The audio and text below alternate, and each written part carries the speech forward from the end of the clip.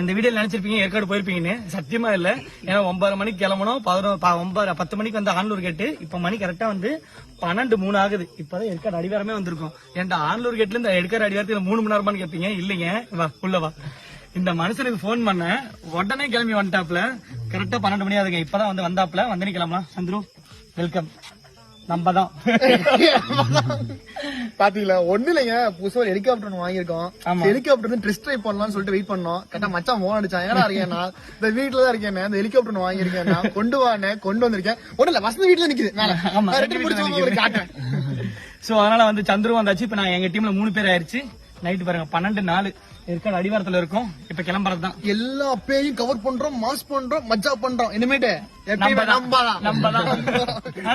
நம்ம வண்டி ரொம்ப லைட் அடுத்து போலீஸ் உள்ள. சரி, ஓகே வாங்க போலாம்.